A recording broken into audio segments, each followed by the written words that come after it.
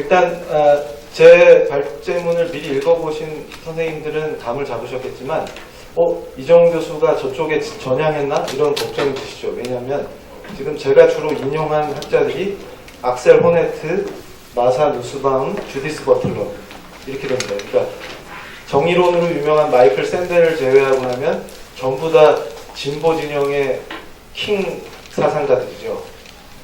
그러니까 주로 이 사람들 이론을 가지고 진보 진영에서 활동을 하겠죠. 근데 이제 제가 이번에 기획한 건 뭐냐면 오히려 진보 진영에서 거물급 사상가들이 내는 이론을 제대로 이해하면 지금 한국에서 벌이고 있는 것들을 역설적으로, 그러니까 제가 오히려 이제 소수자들을 위해서, 그러니까 저는 어떤 생각을 갖고 있냐면 신앙인으로서 사실 소수자라는 표현은 양적인 의미가 아닙니다. 그러니까 사회적으로 약자라는 의미에서 접근을 해야 되겠죠. 그러니까 사실 예수님께서 오신 거는 이 어려움에 처한 분들을 위한 거죠. 그러니까 제가 지금 혹시 여기 우리 진보 소위 자칭 진보, 왜냐하면 진보도 아니기 때문에 너무 제가 심하게 얘기하면 사실은 진보도 아니기 때문에 자칭 진보이신 한국 사회를 위험에 빠뜨리시는 분들이 꼭 들었으면 좋겠는 게 본인들이 활동하면 할수록 소수자는 역설적으로 좋지 않습니다. 그러니까 정말 소수자를 위하신다면 지금처럼 하시는 활동을 하지 마세요. 이걸 제가 얘기를 하려고 합니다. 그리고 진보적 사상을 갖고 있는 철학자들의 핵심 철학을 제대로 이해하면 지금 한국에서 벌이고 있는 것들을 하지 않으셔야 됩니다. 그래서 그걸 명쾌하게 제가 오늘 설명을 드릴 건데요.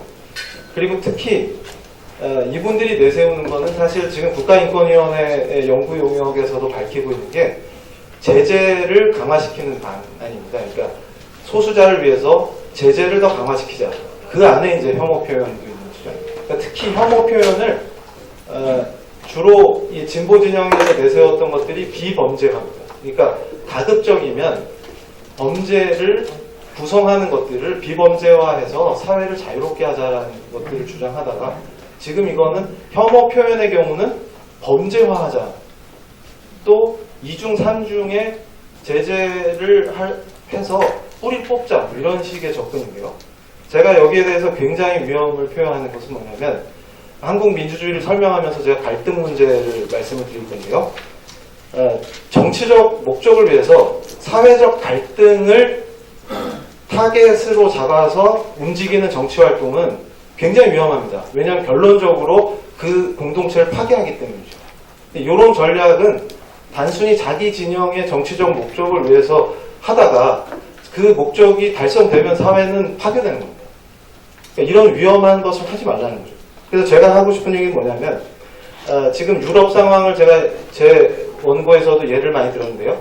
만약에 이분들 주장이 맞아서 제재를 강화하면 할수록 소수자들이 사회로부터 소외되는 게 줄어들고 그 사회에 동화돼서 더 잘 살 수 있다면 유럽이 왜 저 지경인지를 설명해야 됩니다.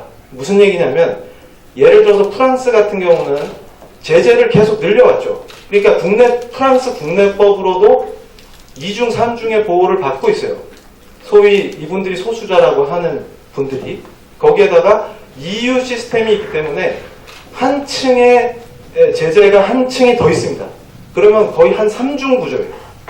그러면 이분들의 주장에 따르면 프랑스 사회는 이제 인권의 천국이 돼서 소외되는 사람이 없어야 돼요. 그러니까 제재를 늘리면 늘릴수록 프랑스 사회는 훨씬 인권 친화적이고 소수자가 줄어들고 더 좋은 방향으로 가야 됩니다. 근데 지금 어떻게 됩니까? 계속 이슬람 테러 터지죠? 그러면 무슬림 이민자가 소수자라고 강력히 주장하는데 이 소수자들은 계속 제재가 늘어나는데 왜 계속 프랑스가 자기들을 관용해주지 않기 때문에 견딜 수가 없어서 테러에 참여할 수밖에 없다고 하니까 이건 굉장히 역설이죠. 그러니까 2중 3중의 제재를 했으면 소수자가 줄어야 될 거 아닙니까?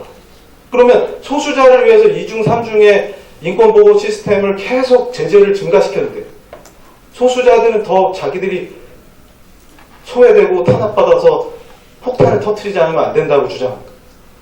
말이 안 되는 거죠. 그러니까 제 얘기는 뭐냐면 유럽에서 실패한 거를 왜 이제 한국에 가지고 오려고 하냐는 겁니다. 그 의도가 뭐냐는 거죠. 그러니까 이것은 굉장히 위험한 거죠. 그래서 제가 또 지적하고 싶은 게 뭐냐면 이 소수자 문제는 법적 제재를 강화시키는 방식으로 접근해서는 안 됩니다. 제가 이제 본문에서도 썼지만 시민사회의 영역에 맡기는 게 굉장히 중요한 역할을 하게 됩니다. 그러니까 국가나 법이 개입하는 거를 늘리면 늘릴수록 좋은 게 아니에요. 왜냐하면 이분들이 어차피 그 사회에 통합되고 다른 구성원들로부터 인정을 받고자 하는 거 아닙니까 지금? 그러니까 이게 악셀 호네트의 인정투쟁이라는 개념을 제가 적용하는 것도 소수자로 분류된 사람들이 그 사회의 구성원으로 인정받고 통합되고 싶어서 이 운동을 하는 거잖아요 지금. 그런데 법적 제재를 강화하게 되면 사회적으로 자신들이 인정받기 위한 활동보다는 소송에 의지하겠죠. 그럼 결국은 이분들이 오히려 사회로부터 격리되는 현상이 벌어지게 됩니다. 그러면 도대체 이걸 왜 하려고 하느냐? 정치적 목적 때문이라는 것이죠. 그래서 굉장히 위험하게 봅니다. 그러니까 무슨 얘기냐면 이분들이 주장하는 게 지금 우리나라 민주주의가 시민사회 수준이 너무 높아져서 촛불을 통해서 탄핵도 이뤄냈고 이런 얘기들을 하시죠. 그러니까 정부나 여러 기관보다 지금 시민들의 수준이 높다 이렇게 주장해왔지 않습니까? 근데 왜 소수자 문제를 접근할 때는 그 시민사회를 무시합니까? 그러니까 동료 시민들을 무시하기 때문에 신나치주의자와 비슷하기 때문에 혐오 표현을 더 강력히 규제하겠다는 거 아닙니까? 그러면 사법부는 또 헌법재판소를 그렇게 칭찬하시던 분들이 왜 또 사법부는 또 불신합니까? 현행 법체제로 걸러낼 수 없을까요? 제가 그 문제를 이제 또 본문에서 설명을 합니다. 그래서 여러분들이 이제 제 문제의식은 대충 이제 종합적으로 들으셨고, 이제 2장으로 들어가시면 저는 한국 민주주의의 발전과 질적 성숙에 대해서 굉장히 고민을 하고 있습니다. 그래서 무슨 얘기냐면 여기서 제가 제시하는 것들은 주로 최장집 교수님의 민주주의 이론을 제가 인용해서 많이 설명을 하고 있는데요. 제가 이 마르크시즘을 민주주의에 있어서 어떤 부정적 영향을 끼칠 것이냐라고 하는 측면을 지적한 것이, 사실 악셀 호네트도 3세대 프랑크푸르트 학파 학자로 대표적인 마크시스트죠. 근데 오히려 마크시스트인 호네트의 이론으로 지금 이 국가인권위원회와 이 연구 용역 결과물을 비판합니다. 근데 본질적으로 지금 제가 설명하고 있는 것 중에 갈등에 대한 문제를 여러분이 이해하셔야 되는데요. 무슨 얘기냐면 민주사회는 갈등이 자연스러운 겁니다. 그러니까 제가 무균질 사회라는 표현은 제가 창작해낸 표현이 아니라 진보적인 정치학자이신 최장집 교수님이 쓰시는 표현인데요. 그러니까 어떤 무균질 사회에 대한 강박이 사회를 파괴합니다. 이게 무슨 말이냐면, 자, 생각해보세요. 지금 한국은 한국전쟁을 겪었죠. 진영 논리가 병적이고 도착적입니다. 그래서 양극단의 진영 논리가 충돌하면 절대 어떤 합의나 동의나 이런 게 불가능하죠. 그러니까 합리적인 논쟁이 불가능하죠. 그런데 무균질 사회를 추구한다는 건 뭐냐면 사회적 갈등을 활용해서 적진을 절멸시켜야 된다고 생각합니다. 그러니까 무슨 얘기냐면 제가 한국 사회를 위험에 빠뜨리는 요소 중에 이 무균질 사회를 추종하는 행태들을 굉장히 비판적으로 보는 이유가 거기 있습니다. 예를 들어서 한국 사회에서 사실 세월호 사건 같은 거 예를 들면 굉장히 위험하죠. 성역이기 때문에. 근데 저는 얘기를 해야 되겠습니다. 왜냐하면 세월호 사건 이후에 뭐가 달라졌습니까? 해상 안전이나 이런 거 많이 변했죠. 그리고 안전에 대해서 굉장히 신경 쓰죠. 일본이 전차 탈선 사고 이후에 어떻게 대응했는지 아시면 깜짝 놀라실 겁니다. 그 기관사의 비난이 쏟아지다가 사람들이 정신을 차리고 왜 사고가 났을까? 무리한 스케줄, 기관사의 부담. 그래서 어떻게 했죠? 정부랑 시민사회가 합심해서 코너를 돌 때 자동으로 속도가 줄어드는 걸 개발해서 사고를 예방했죠. 그리고 살인적인 기관사 스케줄을 줄여줬습니다. 변화되죠. 근데 우리는 뭐가 변했습니까? 근데 지금도 정치 선동의 도구로 사용되지만 사실상 안전이나 정작 변해야 될 건 안 변하죠. 그때도 뭐라 그랬습니까? 제가 이제 이 본문에도 써놨는데 저는 굉장히 이 문제를 심각하게 짚고 넘어가야 되는 것이 이걸 투쟁의 도구로 활용하기 때문에 그러니까 사회적 갈등을 상대 진영을 멸절시킬 수 있는 전략의 도구로 사용하기 때문에 한국 사회를 위험에 빠뜨린다는 겁니다. 그때도 예를 들어서 민간조사위원회가 수사권 기소권을 동시에 갖지 않으면 안 된다라고 주장하는데 위원회 이름이 조사위원회죠. 근데 조사랑 수사랑 기소가 같은 얘기입니까? 우리 김승규 장로님께서 아마 제일 전문가실 텐데 말도 안 되는 얘기죠.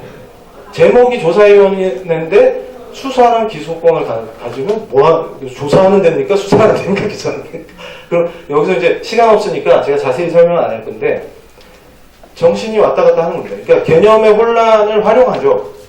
그렇게 해서 그게 이루어지지 않으면 그 어떤 것도 합의할 수 없다. 그러다가 어떻게 됐습니까? 그렇게 고집 부리다가 결과적으로 이상한 국회의원 한 분이랑 유가족들이 술 드시고 대리기사 폭행한 뒤에 여론이 악화되니까 갑자기 제가 주장했던 게 일본에서 도입했던 피해자가 형사 절차에 참여하는 그 제도 도입과 이런 문제에 대해서 그때 나오기 시작했거든요. 그러니까 그게 무슨 얘기냐면 건설적인 방향에서 한국 사회에 뭐가 필요하냐 이런 문제를 얘기해야 됩니다. 근데 이런 현상이 왜 벌어지냐면 무균질 사회를 추구하기 때문이거든요. 그러니까 무슨 얘기냐면 이 기회를 통해서 이 갈등을 활용해서 적진을 전멸시키는 방식으로 지금 전략을 쓰겠다라는 방식으로 접근하거든요. 그러면 어떻게 되겠어요? 이쪽은 가만히 있겠습니까? 그러니까 끝도 없는 분열과 파괴와 갈등의 사회로 전락해버리는 것이죠. 근데 이런 것들을 계속 정치적 술수와 전략으로 활용하게 되면 한국 사회는 그러니까 제가 아까 우리 장로님 말씀에 조선 얘기했는데 제가 구한말 연구를 많이 했거든요. 그러니까 정파는 이기는데 나라는 없어졌어요. 무슨 말인지 아시겠죠? 그러니까 무슨 얘기냐면 이분들이 원하는 정치적 선동과 전략이 승리하면 그 다음에 나라가 망하면 무슨 의미가 있습니까? 그 어디서 정치 활동을 계속 하실 건데요. 그러니까 제가 걱정하는 건 뭐냐면 분열과 파괴로 가는 것들을 하면 안 된다는 겁니다. 그러니까 결국 하버마스가 얘기하는 것도 정상적인 담론이 구성돼야 의사소통이라고 하는 구조가 만들어지고 민주주의가 질적으로 성장하게 되거든요. 근데 의사소통 구조를 파괴하는 방식으로 전략적으로 상대 진영을 쓸어버리겠다라는 방식으로 가면 그러니까 제가 지금 어떤 특정 후보를 지적해서 안 됐습니다만은 사실이니까요. 무슨 적폐를 청산한다느니 뭐 절멸을 시킨다느니 이런 표현들이 전부 이런 무균질 사회의 과거 냉전 구조에서의 갖고 있는 아주 비상식적인 잘못된 운동권이 갖고 있는 전투적 정치의식이 그대로 반영되는 겁니다. 그러니까 이런 식의 관념이 21세기인 지금까지도 굉장히 제가 볼 때 후진적으로 유지되고 이런 구조에서 선동을 하면서 전략적으로 접근한다는 게 굉장히 위험하다는 것이죠. 그러니까 이제 또 새로운 보십시오. 제 설명을 듣다 보면은 이게 왜 소수자에게 오히려 불리해지는가가 이해가 되실 텐데요. 그러니까 결국은 소수자를 활용한 정치 논리에서 사회적 약자를 지칭하는 소수자를 활용해서 자신들의 정치적 목적을 달성하겠다는 거 아닙니까? 그러니까 결국은 누구에게 도움이 되겠습니까? 한국 사회에서 소수자 당사자에게도 도움이 안 되죠. 사회는 분열과 갈등이 심화되죠. 결국 본인들의 정파의 당리당략이나 전략을 위한 거죠. 그럼 이거를 그대로 둘 수 없다는 겁니다. 그래서 여기 이제 우리 최장식 교수님이 엘버트 허쉬 이론을 적용해가지고 나눌 수 있는 갈등, 나눌 수 없는 갈등 이런 거 구별해놨는데 뭐 어려운 얘기 하지 말고 쉽게 말씀드릴게요. 이런 겁니다. 예를 들어서 막시스트의 관점에서 보면은 계급 갈등은 나눌 수 없는 갈등입니다. 그러니까 합의할 수 없는 갈등이에요. 그러니까 이 계급적 모순 구조를 깨서 파괴하지 않으면 다른 거, 뭐 최저임금 문제 이런 거 소소한 문제는 얘기할 필요가 없는 거죠. 해결이 안 되는 겁니다. 그러니까 이거는 합의 가능한 문제가 아니라 판을 바꿔야 됩니다. 그래서 제가 이런 거를 판가리식 무균질 사회 전략 이렇게 표현하는데 아주 위험한 거죠. 그러니까 무슨 얘기냐면 삼겹살 불판도 아니고 판을 갈면 안 돼요. 그러니까 그 판에서 논쟁하고 합의하고 양보하고 이러면서 그 과정에서 민주주의가 성숙하는 거지. 판을 갈아서 한쪽을 절멸시키고 새 판을 가져오겠다. 이게 얼마나 위험한 거예요. 그래서 제가 얘기하는 게 뭐냐면 막시즘적 사유를 갖고 있으면 전체주의로 빠질 수밖에 없습니다. 그러니까 전체주의는 민주주의를 위협하게 되죠. 그 구조를 얘기합니다. 자, 그래서 제가 이제 얘기하는 게 뭐냐면 이 한국 소위 자칭 좌파라고 하시는 분들이 갖고 있는 그 강박적 사유의 문제를 제가 이제 5페이지부터 지적을 해놨는데요. 거기서 보면 이제 프랑스에서 샤를리 앱도 사건이 무슬림 테러가 일어나자 한국 좌파들이 어떤 반응을 보였는지를 제가 정리해 놓은 겁니다. 근데 늘 워낙 많이 들으셨기 때문에 그래서 6페이지에 보시면은 그죠? 표현의 자유인가 가진 자의 조롱인가 이게 무슨 얘기냐면 항상 이분들 주장은 일관되게 뭐냐면 테러에 찬성하는 건 아니지만 해놓고 뭐라고 얘기하냐면 샤를리 앱도가 지나쳤다. 너무 그러니까 이거는 너무 지나쳐서 자초한 면이 있다 이런 식으로 가는 거예요. 그래서 제가 이게 얼마나 웃긴 논리인지를 이제 설명하고 있는데요. 이런 식으로 접근하면은 이걸 제가 이제 도착이라고 해요. 그러니까 이 도착적 사유가 판가리나 무균질 사회를 추구하는 전략으로 이어지게 되는데요. 그러니까 오히려 자기들의 스승으로 보시는 지젝조차도 슬라보이 지젝이 그 샤를리 앱도 사건을 가지고 무슬림 근본주의자들을 강력하게 비판했음에도 불구하고 이 사람들은 딴소리를 하고 있습니다. 그러면서 마치 지젝을 그나마 정상적으로 이해한 장정일 씨를 가짜 좌파다 이러면서 몰아붙이고 있는 한겨레나 오마이뉴스나 이런 언론들을 통해서요. 그래서 제가 이제 궁금해지는 게 그러면 조롱은 표현의 자유가 아니고 가진 자가 조롱하는 건 표현의 자유가 될 수 없다. 그러면서 이게 지금 그 프랑스의 에릭 제무르가 좋은 얘기들을 많이 했는데요.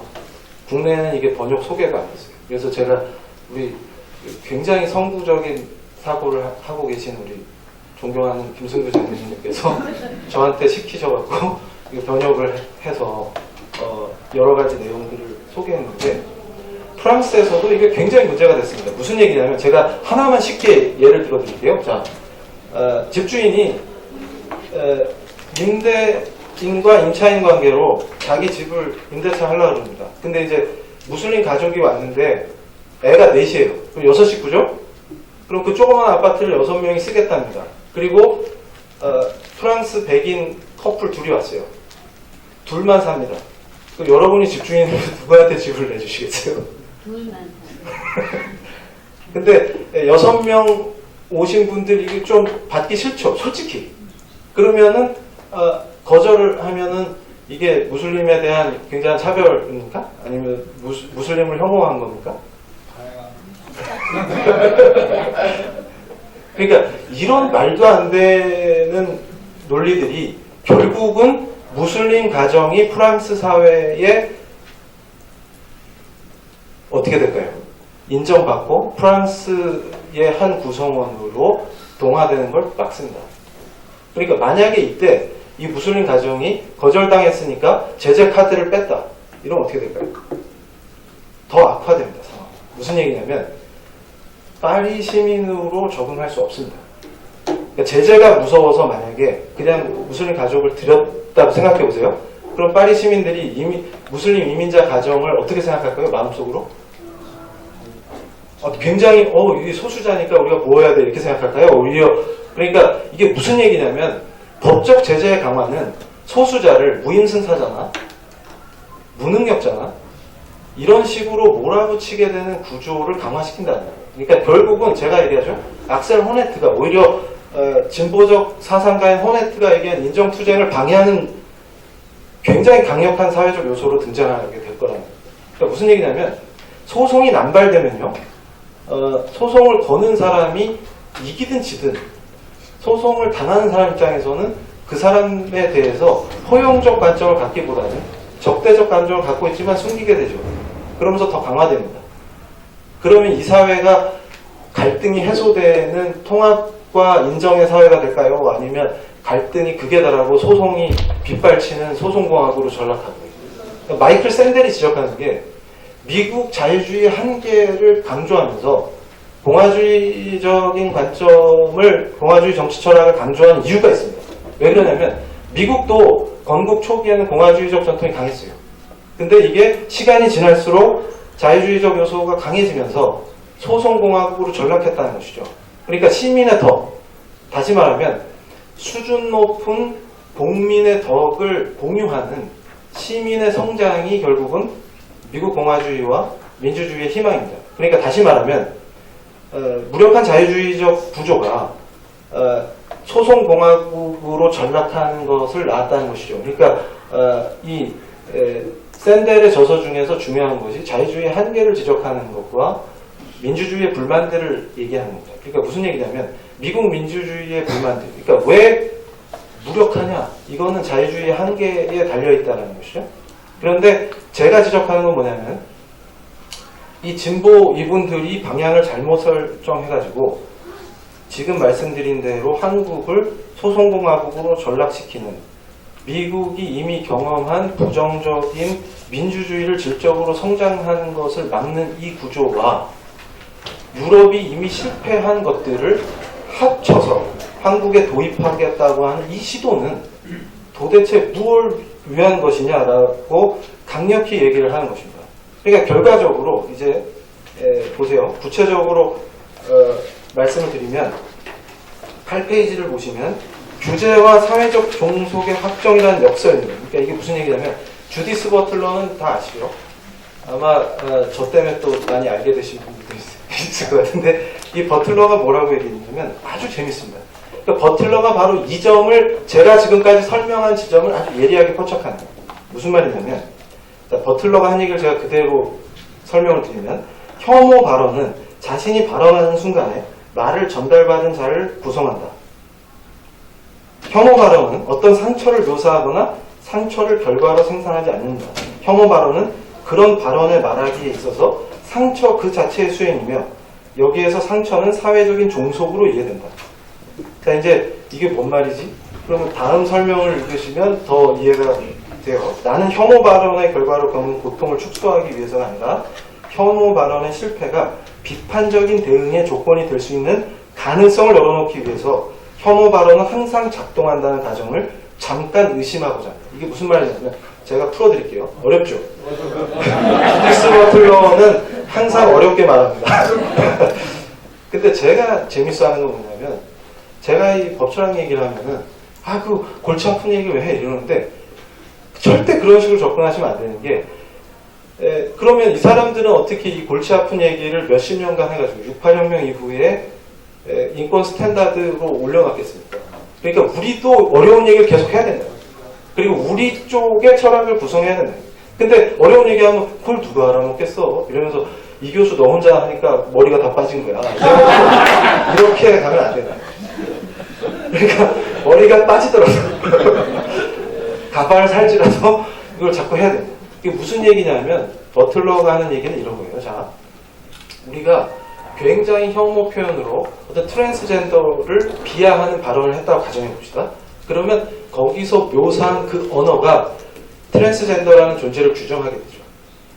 근데 그걸 받았을 때, 자, 혐오 표현을 한 주체는, 행위의 주체를 권력의 관계에서 항상 우월한 주체로 보지 말라는 거예요. 버틀러 얘기. 무슨 얘기냐면 반격의 가능성을 열어놓으라는 거예요. 그러니까 다시 말해서 트랜스젠더를 이 삑삑삑삑삑 이렇게 해서 모욕을 했습니다. 그러면 이 트랜스젠더가 그것과 논쟁할 수 있는 공간이 있어야만 된다는 것이죠. 근데 만약에 이거를 이쪽 국가인권위원회나 그 연구자들이 원하는 방식대로 제재를 강화시키면요, 논쟁하려고 하기보다는 소송해버리면 되죠. 이해가 되시나요? 그러면 만약에 소송해서 지면 어떻게 됩니까? 사법부가 이 존재를 확인해 주는 겁니다. 그래, 넌 그런 애야. 이해가 되세요? 그럼 만약에 패소했다면, 그러니까 이겼다면 또 뭐가 달라집니까?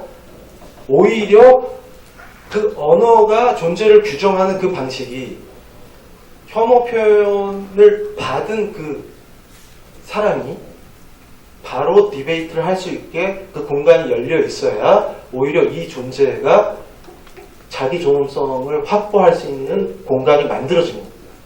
법으로 바로 가서 다퉈버리면 오히려 이 존재는 그 사회에서 종속의 존재로 전락해버립니다. 이해가 되시죠?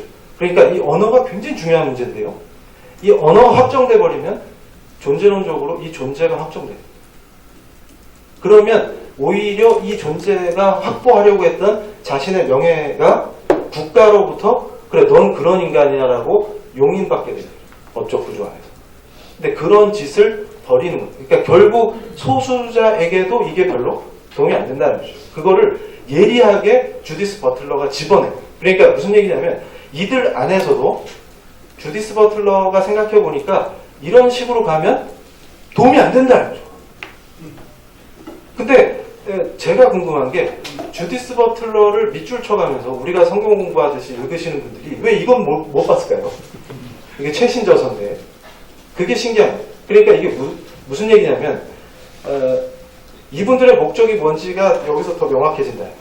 그래서 자 3번을 보시면 8페이지에 규제와 천박함에 관한 관용의 역설인데 이게 기가 막힌 게 마이클 샌델이 이 얘기를 아주 멋있게 표현했어요. 그러니까 무슨 얘기냐면 자 이것도 샌델 얘기를 직접 보시면 좀 어려워요. 그러니까 제가 쉽게 풀어드리면 이런 겁니다. 샌델이 하는 얘기는 자유주의적 관용이라는 게 이런 거죠. 예를 들면 포르노를 용인할 것이냐 이렇게 물어보면 관용의 측면에서 그거 천박하지만 그냥 지들 하고 싶다는데 놔둬 이렇게 되는 거죠. 그러면 이런 관용의 관점에서 동성애를 접근하면 샌델이 지적한 게 이들 스스로 조소와 조롱의 대상이 되는 거예요. 그러니까 거꾸로 무슨 얘기냐면 그럼 샌델이 하는 얘기는 뭐냐면 자 9페이지의 두 번째 패러그래프는 직접 같이 보셔야 되는데 샌델이 워낙 멋있는 얘기를 해가지고 헌법적 목적을 위해서 도덕적 주제를 배제한다는 것이 그러니까 법원이 도덕적 판단을 하지 않겠다라고 하는 중립적 법과 국가가 도덕적 관점에서 중립을 지키겠다라고 하는 것이 자유주의 정치 철학의 핵심이죠. 그것이 그러니까 도덕적 주제를 법원에서 다루지 않겠다라고 하는 것이 완전히 도덕적 주제를 배제하는 것은 아니고 원하는 성생활을 선택할 수 있는 자유가 인정되면 동성애자들은 논거와 신뢰를 통해서 자율의 권리가 제공하는 것보다 더 큰 존중을 다른 국민들로부터 얻기 위해 노력할 수 있다는 것이 자유주의자들의 논리입니다. 그러니까 우리가 법정이 완벽한 가치 중립을 지켜라, 도덕적 가치에 대해서 중립을 지켜라 이렇게 요구하는 건 아니고 이 사람들이 완벽한 자유를 구가하게 되면 결국은 동료 국민들에게 자신들이 그렇게 천박하고 도덕적으로 악한 존재가 아니라는 걸 설득할 수 있지 않겠냐 이런 얘기예요.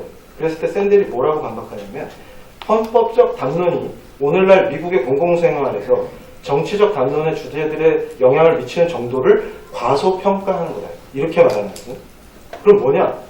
대개 헌법이라는 범위 안에서이긴 하지만 오늘날 자유주의에 나타나는 주요 테마들 권리 중심의 정치 철학, 중립적 국가, 무연고적 자아 이런 생각들이 미국의 도덕적 정치적 문화에서 갈수록 두드러지게 부각되고 있는 것이 사실이다. 법원이 실질적인 도덕적 질문들을 배제하려는 경향은 선의 차원, 그러니까 무엇이 선한가 라고 하는 차원에서 관용을 주장하기 어렵게 만든다. 그러니까 샌델이 얘기하는 것은 관용을 얘기하더라도 자유주의식의 도덕적으로 중립을 지키겠다는 관용이 아니라 우리 사회가 원하는 공동선이란 무엇이냐, 우리가 어떤 선을 추구해야 되느냐, 그 안에서의 뭐라는 겁니까? 관용을 얘기해야 된다. 이게 공화주의 정치 철학의 핵심, 샌델이 주장. 그게 무슨 말이냐면 미국에서 법원에 대한 프라이버시권에 대한 강화는 샌델이 볼 때 무모해 보이고 결국 이런 문제들은 도덕적 주장에 의존할 수밖에 없다는 결론에 다다른다.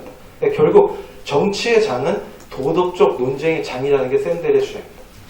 그러니까 도대체 우리 사회의 선이 뭐냐? 그리고 우리 사회가 추구해야 될 공동선이 뭐냐? 이런 관점에서 무엇을 관용해야 되느냐? 이런 걸 얘기하지 않으면 미국은 소송공화국으로 전락하고 자기 권리를 위해서 다투는 수준 낮은 사회로 전락할 것이고, 그 다음에 샌델이 항상 강조하는 게 뭐냐면 저급한 하위 문화들을 문화라는 이름으로 포장해서 도덕적 중립의 대상으로 끌어들이지 말라는 거예요. 그러니까 질적인 것들을 무엇이 선인가라고 하는 관점에서 수준 높은 공화적 시민들이 얘기를 하잖아요.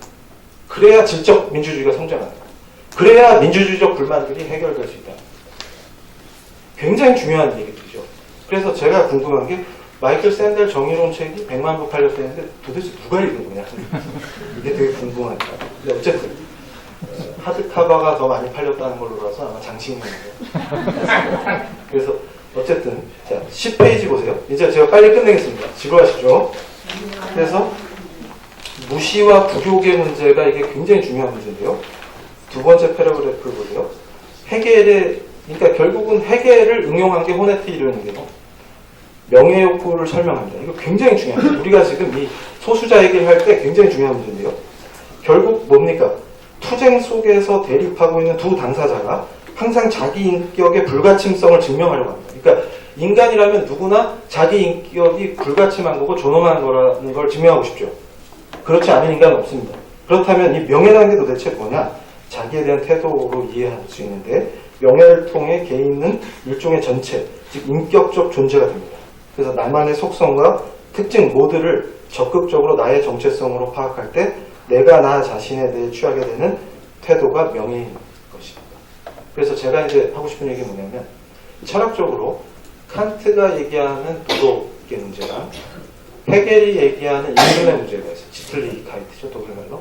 이 인륜과 도덕의 문제인데, 여기서 호네트는 이 인륜성을 보편적 규범의 관점에서 굉장히 중시합니다.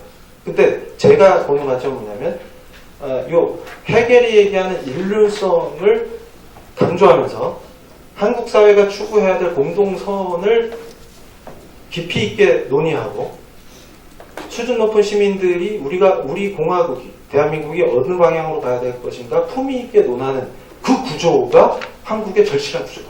이렇게 얘기하는 것이죠. 그런데 여기서 얘기할 때 이 명예 문제, 그러니까 결국은 명예를 무너뜨리면 존엄성이 무너지죠. 그게 결국은 무시와 굴욕의 문제입니다. 그러니까 이 굴욕의 측면에서 보문을 당한다든지 신체적으로 구성할 수가 있고 언어로 또 구성할 수가 있어요. 근데 제가 얘기한 건 뭐냐면, 이 언어로 표현되는 이 구조, 굴욕과 무시의 문제는 지금 현행법상 우리 현행법제로 충분히 커버가 된다는 것이죠. 모욕죄와 명예훼손죄가 있기 때문에 굳이 또 2중 3중으로 또 입법을 해가지고 소위 본인들이 보호하겠다라는 소수자를 위해서 2중 3중의 제재를 구성하는 건 잘못됐다라는 것입니다. 그래서 이제 시간이 없으니까 마사누수방, 이분이 또 우리 동성애 문제에서 아주 진보 진영의 훌륭한 이론가 중에 한 분인데요. 마사누수방의 이론도 이분이 얘기하는 게 뭐냐면, 아리스토텔레스의 영향을 받아서 인간에게 필요한 핵심 역량을 강화하는 방식을 설명합니다. 근데 제가 지적하는 거는 자유주의 정치 철학 내에서는 누수방 본인의 이론이 제대로 전개될 수가 없다는 것이죠. 그 이론적 한계에 놓이게 되고요. 그래서 결국 샌델적인 처방으로 갈 수밖에 없다는 게 제 얘기인데, 그게 뭔 얘기야? 그러면 이거 설명할 시간이 없기 때문에 스킵하는데, 중요한 건 뭐냐면, 이 누스바움이 얘기하는 역량의 강화는 어떻게 이루어지냐면, 누스바움이 자기 책, 그 유명한 책이거든요. 역량의 창조라는 책이 있습니다. Creating Capability. 네. 그 Capability라고 하는 게 뭐예요? Capabilities. 근데 이 역량을 강화하는 그 구조가 있어요. 그러니까 예를 들면 인도 여인의 예에서 출발합니다. 그러니까 인도 여인이 가정폭력을 당하는데 남편으로부터 독립해서 도망칠 수가 없어요. 왜냐하면 집창금을 내고 시집을 왔는데 인도 사회에 철저한 그 여성 차별 구조가 있죠. 그러니까 친정으로 돌아가면 친정은 집창금을 내서 지금 가뜩이나 가난한데 왕창 부담이 생겼는데 이분이 다시 돌아오면 입이 하나 더 늘어나는 거죠. 그러니까 결국 누스바움이 얘기하는 이 여성을 돕는 NGO의 활동이 이분에게 직장을 찾아주고 또 소송을 지원해주고 이렇게 해서 독립할 수 있게끔 지원해주는 겁니다. 친정이 아니더라고. 이게 영향의 강화의 문제거든요. 그래서 제가 하는 얘기가 뭐냐면 가령 트랜스젠더가 주로 제가 이제 안타깝게 생각하는 건 소위 사회적 약자라는 분들은 특히 이제 LGBT 분들은 빛의 세계에 나오기가 어려운 구조가 있습니다. 그러니까 우리가 크리스찬으로서 이걸 굉장히 긍휼히 생각해야 되는 부분이겠죠. 그러니까 이 주로 어둠의 세계에 계신 분들이 빛의 세계로 나오려면 이분들의 역량을 강화하는 방식으로 가야지 제재를 남발하는 소송을 벌이게 하는 방식으로 가서는 안 된다. 그래서 결론적으로 이제 마지막이고요. 14페이지 보시면 그렇기 때문에 공론의 장은 무지무지하게 중요합니다. 그러니까 한국 진보 진영이 영향을 많이 받은 프랑크푸르트 학파의 대표적인 학자죠. 하버마스나 그를 계승한 악셀 하메트나 누구 이론을 갖다 대도 공론의 장은 매우 중요합니다. 왜냐하면 질적 민주주의의 성장을 위한 아주 기초 질서죠. 그런데 그 공론의 장은 결국 표현과 사상의 자유시장입니다. 그러니까 무슨 얘기냐면 표현의 자유를 위축시켜버리면 결국 공론의 장이 위축됩니다. 그러니까 제가 걱정하는 게 뭐냐면 2006년에 국가인권위원회가 발의한 차별금지법의 내용 중에 제가 가장 우려했던 조항이 뭐였냐면 입증 책임의 전환 문제랑 그 다음에 징벌적 손해배상입니다. 그러니까 입증 책임의 전환은 네가 입증해라. 그리고 징벌적 손해배상은 이거 굉장히 위험한 발상인데요. 이건 틀림없이 표현의 자유를 위축시킵니다. 근데 표현의 자유가 위축되는 게 아니라 혐오 표현이라는 거는 외과 수술하듯이 그것만 도려내는 거지 전체 표현의 자유를 축소시키는 게 아니다 이렇게 주장하죠. 근데 그 외과 수술은 제가 볼 때 환자를 사망에 이르게 할 수 있는 위험한 수술이다. 그러니까 무슨 얘기냐면 표현의 자유 시장을, 그러니까 사상의 자유 시장이라는 건 존 스튜어트 밀이나 그 자유로운적 사유에 기반했는데요. 제가 이것만 자세히가 아니라 쉽게 설명을 드리면 이런 겁니다. 자, 이 사상의 자유 시장이 왜 중요하냐면 이게 존재해야 제가 말씀드린 품위 있는 민주주의의 성숙이 가능해져요. 그러니까 이게 가능하려면 질적으로 국민의 덕을 공유하고 있는 수준 높은 시민이 존재해야 됩니다. 그러니까 진보 진영이 얘기하는 것처럼 이 촛불에 우리 시민들이 수준이 높다 이렇게 주장하셨잖아요. 그럼 그 시민들을 무시하지 마시고 인정해달라는 제 그러니까 법으로 자꾸 난도질하려고 하지 말고 시민사회가 이 완충 역할을 할 수 있도록 해라. 근데 이제 중요한 게 지금 박경신 교수나 이런 분들의 주장이 위험하다는 건 뭐냐면 이분들은 표현과 사상의 자유시장을 거부해요. 왜 거부하시냐면 시장은 시장의 룰이 있죠. 이 룰이 마음에 안 든다는 겁니다. 무슨 얘기냐면 이왕 토론을 할 거면 품위 있게 조속한 표현 쓰지 말고 점잖게 토론해라. 이게 가령 표현의 시장에 진입할 수 있는 룰이라고 설정한다면 그게 싫다는 거예요. 왜냐하면 저속한 표현 빼고 점잖게 얘기하라 이러면 그게 표현의 자유를 억압한다는 거죠. 그래서 그런 거 못 참겠다. 그래서 박경신 교수님은 본인의 성기 사진을 인터넷에 공개하면서 표현의 자유를 주장한 분이죠. 그래서 재판까지 받았는데요. 대학 교수가 자기 성기를 왜 공개하는지 모르겠는데 그게 표현의 자유라고 주장하면서 동시에 혐오 표현은 제재를 하겠다라는 게 논리적으로 양립 가능합니까? 제가 아무리 고민을 해봐도요. 이 두 가지 주장이 양립하도록 만들 수 있는 논리가 가능합니까? 상식이 있다면? 이게 안 되죠. 근데 이분들은 그걸 주장하는 거예요. 그래서 아니 차라리 표현과 사상의 자유시장이 시민들의 수준 높은 의식에 의해서 저속하고 야비하고 이런 표현들을 배제시키고 점잖게 토론할 수 있으면 좋잖아요. 차라리 그 표현의 시장, 자유시장을 지키는 게 낫겠네. 그러면 거기에서 욕설이나 타인을 모욕하거나 이런 것들을 법으로 걸러낼 수 있지 않습니까? 현행법상 충분히. 근데 굳이 그거는 하지 말자고 하면서 그러니까 가령 이런 겁니다. 그러니까 교회를 욕하거나 정치인을 욕하는 거는 강자를 욕하는 거니까 괜찮고 약자에 대한 조롱만 걸러내면 된다는 거예요. 근데 제가 볼 때는 이 사상과 표현의 자유시장을 우리가 견고하게 지키는 게, 그래서 유엔에서도 얘기한 게 뭐냐면 위축 효과를 발생시키면 표현의 자유는 축소된다. 무슨 얘기냐면 말하는 사람이, 가령 제가 오늘 발표하러 왔는데 어떤 소송이나 이런 거에 휘말릴 게 걱정돼서 발표문을 제 생각에서 좀 제 스스로 편집하거나 제 발언을 잘 편집하면 표현의 자유가 위축된 거죠. 이게 위축 효과예요. 딴 게 아니라. 근데 징벌적 손해배상이나 입증 책임의 전환이 법적으로 이루어지면 당연히 위축되죠. 그래서 뉴스앤조이하고 홍성수 교수가 인터뷰한 걸 보고 제가 깜짝 놀랐는데요. 아, 이건 기독교계에서 잘못 알고 있는데 뭐 막 목사님들이 소송 당하고 그러는 게 아닌데요. 뭐 이렇게 얘기해요. 근데 결론은 소송하더라도 승소하시면 돼요. 이런 취지더라고요. 제가 읽어보니까. 근데 승소를 하더라도 그거는 소송에 휘말리는 것 자체가 위축 효과를 발생한다는 거죠. 제 얘기는. 그러니까 소송 당할 걸 염려하는 것 자체가 위축시키는 거예요. 그러니까 그 얘기는 뭐냐면 우리가 이걸 잘 생각해야 돼요. 그러면 교계도 젠틀하고 점잖고 품위 있게 논쟁해요. 그러니까 아까 제가 얘기했죠.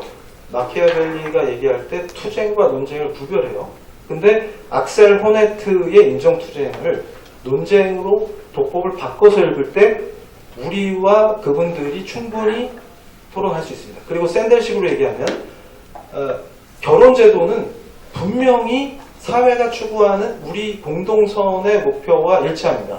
그렇다면 유비적 관점에서 자신들의 결합이 그런 동등한 선을 증장시키는 것이라는 걸 그들이 입증해야 됩니다. 그러니까 표현과 사상의 자유시장에 나와서 입증해보라는 거죠. 법의 뒤에 숨어서 비판하는 사람들을 소송으로 공격하겠다라는 이상한 전략, 그러니까 한국 사회를 분열과 대립과 갈등으로 파괴할 전략을 쓰지 말고 오늘이라도 여기 와서 저랑 토론하자는 거예요. 여기까지 하겠습니다. 시간이 없습니다.